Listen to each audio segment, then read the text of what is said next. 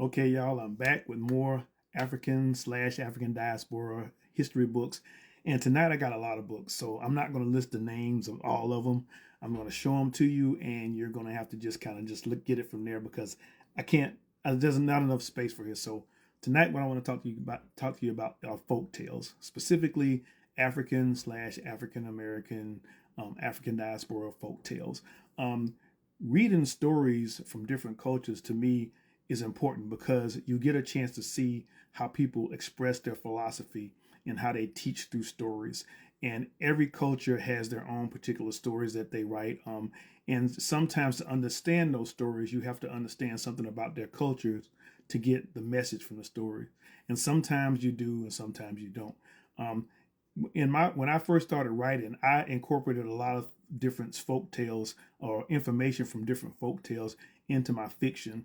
Sometimes in description of characters, sometimes in descriptions of cultures, in descriptions of people and stuff. I used maybe a particular folk tale, a particular character or a particular creature that was in a folk tale, and I used it to kind of describe one of my characters.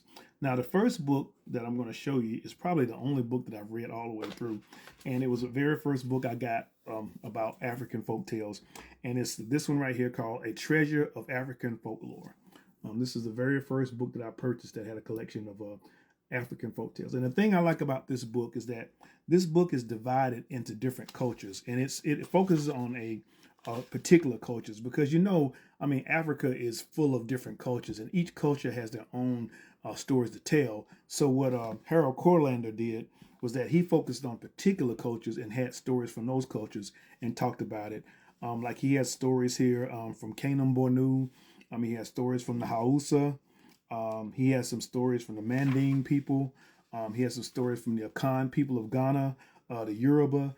And what he does is like you can see the table of contents. He goes in a brief description of the different cultures, and then he gives you these stories, and some of them are lesson stories. Some of them are just funny stories and stuff like that.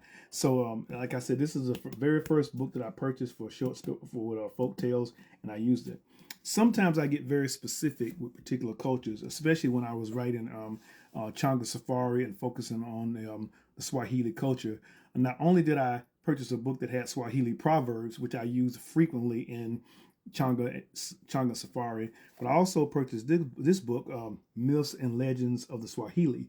And again, this is an opportunity for me to read stories and get a feel for the different cultures and stuff like that, and how they expressed um, their beliefs and different things like that through short stories. So again, it's another good source.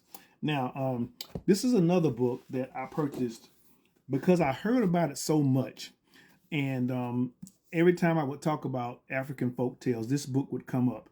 And I have not, I have to admit, I have not read this book yet, but it is in my collection. And it's called Indaba My Children, African Folk Tales. This is it right here. And a lot of people were telling me about this book and referring me to this book. So I ended up purchasing it, picking it up.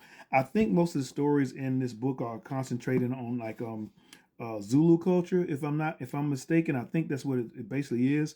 But again, like I said, I haven't had a chance to read it, but it's one of those that's on the top of my list because I've heard so much about it, and it's supposed to be some great stories in here and some information in it. And now I have a book that's a more recent book that was done by an author that I know, Helen Day, and she is actually from Cameroon, and this is her book called the book that she put out called the Watkins Book of African Folklore. And have had a chance to read some of the stories in this book. And what she does is that she focuses on folk tales that are about women. And so she made this collection for that. And it's a very good book. So it's another one that I said you might want to look at. So let's travel across the Atlantic now. We know that when we came as enslaved people, we brought our stories and our cultures with us. I think just about everybody is familiar with the Anansi tales. I think those basically came from the Ashanti people, very popular in the Caribbean, Afro-Caribbean culture. I have to admit that I never heard any Anansi stories when I was coming up, except for when I started reading them to my kids because they were being taught these stories in school. And my wife was teaching these stories as well. We had a number of Nazi stories. We actually had a cassette tape that had Denzel Washington reading some Nazi stories, which was really cool. I wish I could find it again. But I think one of the first books that a lot of African Americans, Black Americans were exposed to that had African American folktales, Black folktales, was this book here called "The People Could Fly." I think if you talk to anybody like my age or younger or a little older, they will talk about this particular book. It has a collection of African American Black folk tales that were told here, and a lot of these folk tales, of course, refer to the culture that people were from. Some parts of Africa, a Nazi was the trickster, Nazi the spider, and other parts of the continent, it was a rabbit, where the Brer Rabbit stories come from. And in other parts of African culture, it was a turtle. But there's always been this concept of the trickster, and those stories were kind of translated to, came across the waters with our ancestors, and were told and to tell stories and to teach as well. And another book that I have here, and this is the last book I'm going to show you, so I know I'm flooding you guys, and this is a book that came out recently, and it's called the Annotated African American Folk Tales. And this one was done by Henry Louis Gates Jr. and Maria Totter. And I'm going to say again, this is another book that I haven't read yet. I have gone through it looking for particular stories and stuff. But of course, if it's something that's done by Henry Louis Gates, it's going to come with a historical explanation and descriptions about different stories and kind of try to set them in a certain perspective. But again, this is another collection of short stories as well. So folk tales as well. So again, folk tales are, to me, are an insight into different cultures. It kind of expresses their values and the things that they believe in, the things that they want to teach and pass on. So it's very good to be aware of these stories and to read these stories, especially if you're writing fiction from these cultures, because again, using these stories and using portions of them, or having your characters tell someone one of these stories, gives your roots your story in realism and in real life.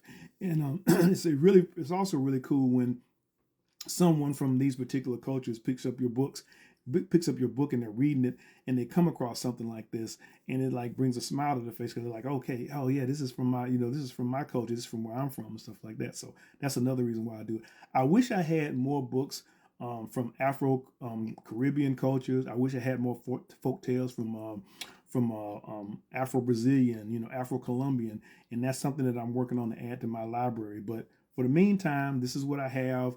These are some good places to start. You can find these books anywhere books are sold, and I think it's a good idea to get these books and read these stories to expand just your personal knowledge and to give you some more ideas and opportunities for your fiction. Y'all take care. Peace.